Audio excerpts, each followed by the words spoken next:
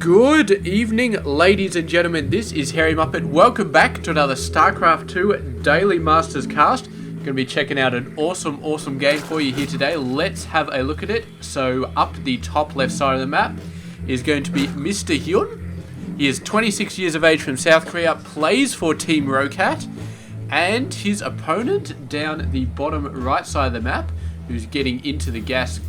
I don't know if that's a super early gas, but yeah, it's not too bad. I think it's fairly standard timing actually. Is Mr. TaeJa, 19 years of age from South Korea, plays for Team Liquid, and he's really made a huge impact for just being 19 years old. Although I will say that a lot of the best players in Starcraft 2 are younger than their 20s, and then the rest of them are older than their 20s, which kind of makes sense when you think about it.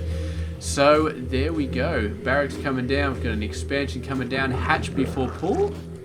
And pretty standard stuff coming out for both these players. Yeah, so nothing really to talk about too much. Got a fast Reaper coming out for Mr. TaeJa. Going to go over there and do some scouting. And yeah, I don't really know what else to really talk about. The only thing I really mention is the map analysis I did, which theoretically has been done over a week ago in terms of actual viewing time, but only yesterday in terms of casting time. So not sure I can really say much more about that, other than if you did like it and you do want to see more of that, if you want me to do the 2v2, 3v3 and 4v4 maps for the Blizzard map pool, then definitely leave me a comment. I'm not planning on doing them just, you know, unless people really want me to do them. So if you do, then definitely give me a comment and let me know which one of them you want me to do. And yeah, other than that, not really doing a whole lot. Go on, select the damn thing. There we go. This Reaper gets, looks like it has got one kill, and it looks like that kill is actually a worker. So did manage to snipe a worker in there. Very nice job by TaeJa. And the Ling's actually running for it. Oh, just managed to save that second worker. And the Reaper is not going to get another chance to kill a worker, I don't think. The Queen is going to be chasing it the hell out of there. Second Reaper coming up. But yeah, I don't know. I don't think it's going to happen right here. They're trying to hit the Queen, but there's just too much damage being done to the poor Reapers, and they are going to have to just get the hell out of there. And yeah, come around again. So there's not really much other news going around. I mean, I do one of these every day. It's not like stuff changes that much every day. So trying to find things to talk about at the start of the game, a little bit hard, but these Reapers are keeping it entertaining, at least. There we go, jumping up the top side. There should still be one Queen up here for them to chase. Might get to kill a Ling or two. Another Ling does go down. Having a go at the Queen, very ballsy here, but all three Queens coming around, and they're going to have to back off once again with a very low amount of health coming here. But there are two Queens. Ling speed just about to be finished. Looks like TaeJa is going for a lot of fast stuff, going for a bit of fast harassment actually. The Overlord, of course, doesn't see everything here, and it is going to see a tech lab being built on this barracks, would be my guess. So yeah, if there is a tech lab coming down for the starport, which of course we're not sure of yet, but looks like, yes, there we go, there's the tech lab, and he doesn't seem to care that HyuN has an Overlord there. He's going for it anyway, and it's obviously not a surprise harassment. It's just a, you know what, I'm going to send all these units against you, you better have something to deal with it harassment. And HyuN is going to have to get a few spore crawlers up to deal with that, but this is nothing we haven't seen before from 100 different players so far in the game. So we will have to see if anything crazy happens later on in the game. I'm assuming it will. First two Hellions coming out, they're going to join these three Reapers in attacking the Queens and getting terribly mauled and running away, which is basically what's been happening. The Queens continuing to move out, and TaeJa almost losing a Reaper there. Obviously was not expecting the Queens to be that far out, but now the Queens are, and they're going to have to be very wide. Coming around, might be able to snipe one of the Queens if he really pushes in there, but I don't think it's going to happen. Two Hellions, he's left them back there to watch for the rest of this gate, because he is not gating that off as fast as he possibly could. He's waiting for the other two Hellions actually, but once he sends these two out and this Overlord should be able to spot them coming.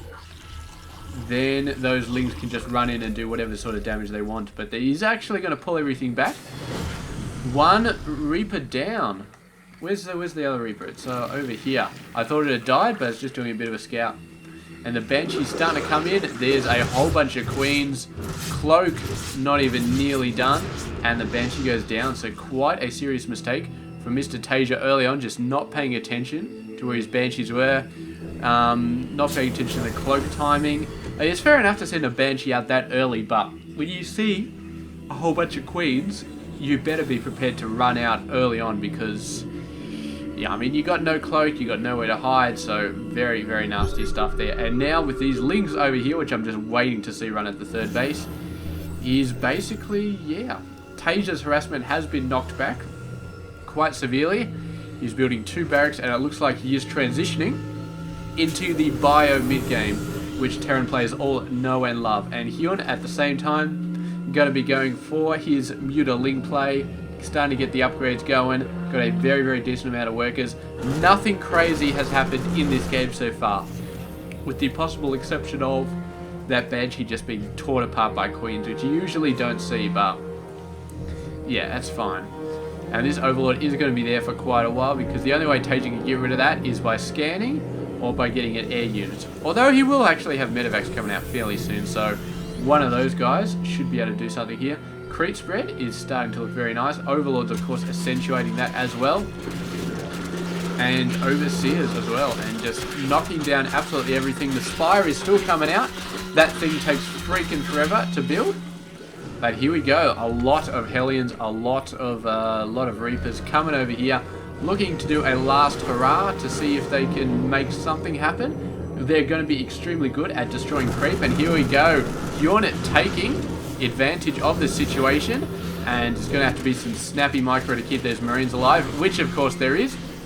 Ling's going to finish off trying to get some supply depots, do get scared away by the Hellions, which of course take about 2 seconds to get back to the main base, since they are very, very fast units, but does give HyuN enough time to start getting some mutas out. But I don't think he was really too worried about that stuff anyway. Oh man, always sleepy. I don't know. I think there's something wrong with her diet or something like that. It's just always seem to be tired. And let's have a look at the upgrades. So HyuN nearly finished 1-1. TaeJa has finished 1-1, going for 2-2 now. We've also got air upgrades coming up. Air level 1 has just been started, which is very, very nice. Overlord speed, yep, that is out there as well, which is fairly good. Let's get the zoom going. Let's follow these guys. Looks like it's just going to be an expedition to kill some creep over here. Looks like that's going to be fairly successful. And yeah, not much else going on. We do have the rocks knocked down here.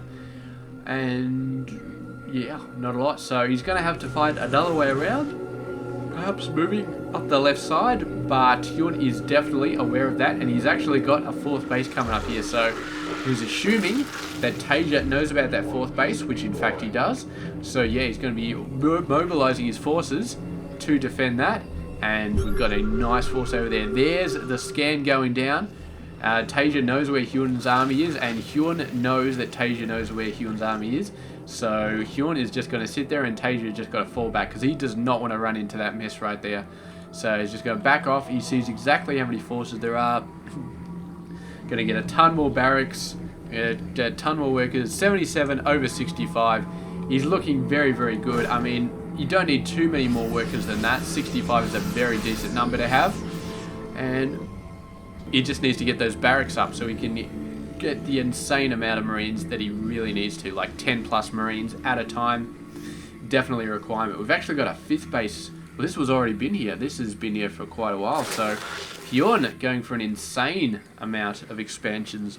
I don't think he needs them for mining, but they definitely will help for the macro, for the production of units. And we will see what exactly happens here, because TaeJa is definitely ahead on the upgrade route here. 2-2 just about to finish, as well as vehicle level 1. HyuN has just started on a few of his upgrades, a flying attack and ground armor. Ground weapons is pretty well along.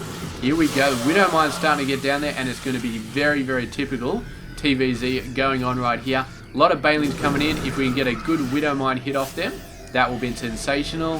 HyuN just trying to tease out some stuff here. TaeJa trying to tease out some stuff here. Oh, the Widow Mine's getting some great hits off. And there's a nice attack here as well. It didn't really do too much. Here we go. HyuN moving in once again. He's going in for the major kill right here. Widow Mine's doing a fantastic job. Muta's taking some hits. Baneling's taking a lot more hits. And TaeJa does survive that onslaught very, very nicely. You can see this huge reinforcement chain over here. He's got some Thors coming out as well. Still got some Hellions and Banshees. And for now, it looks like TaeJa is pulling ahead quite nicely. HyuN backing off, doesn't have enough ground forces to deal with this, and does lose his 4th/5th base. I think that technically that's his 5th base. So a nice victory, and the Muta's coming out in the middle of the reinforcement line, but still too many Marines for them to comfortably move in and start owning that stuff. So for now, HyuN's just got to fall back. He doesn't have a lot of plays he can make against TaeJa because TaeJa only has 3 bases. If he had 4 bases, then the 4th base would have a target on it right now for those Mutas, but there is no 4th base. So he's got to try and get either the army hitting them on the sides, or trying to turn around, get the main, get the 3rd in some way. But it's very, very hard for HyuN to try and get that stuff working so far. But we will see. We'll see exactly what happens here.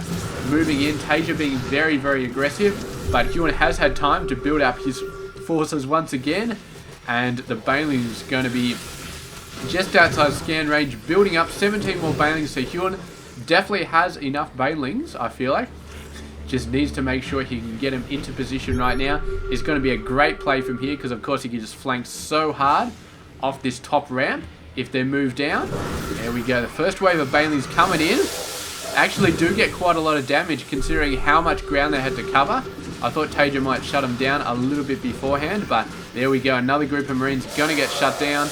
And more Marines just getting shut down. HyuN doing some really, really great attacks on these forces. Really a good, efficient Baneling use in that engagement right there. And now moving in and manages to hold off TaeJa from that side. The main army going to be running back. He's going to give chase. Can probably snipe a Thor there. Oh, manages to lift it off. Very, very nice job. But the Mutas are continuing to harangue these forces. The Thor is going to go down here. Oh, yes, there it goes. A couple of Marines going down. And the 4th base, which is moving out, going to be in some trouble. We're also got a nice attack here. Not many forces from TaeJa, but enough to kill that relatively undefended 5th base right there. And the Mutas killing quite a lot of workers, and TaeJa may have split his forces up a little bit too much. And HyuN is just moving forward, doing a really, really great job.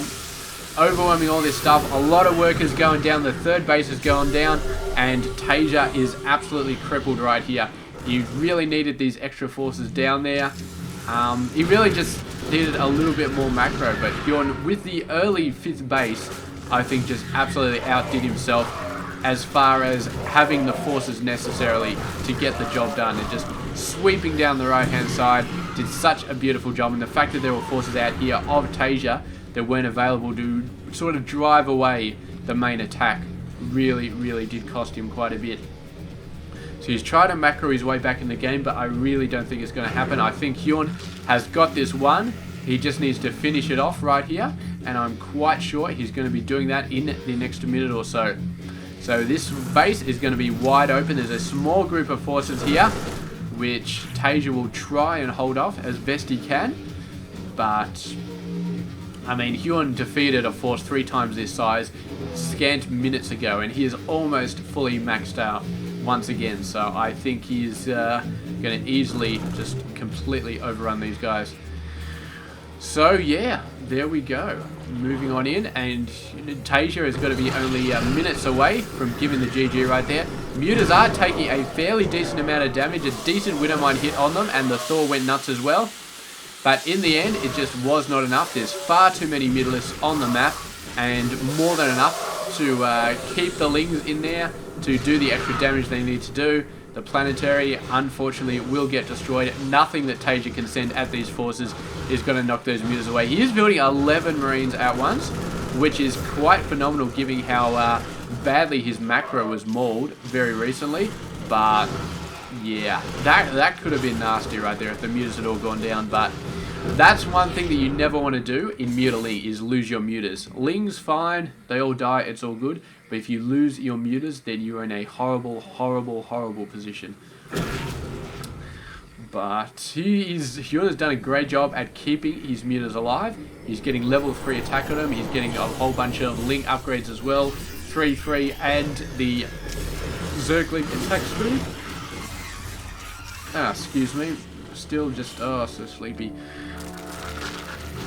And there we go.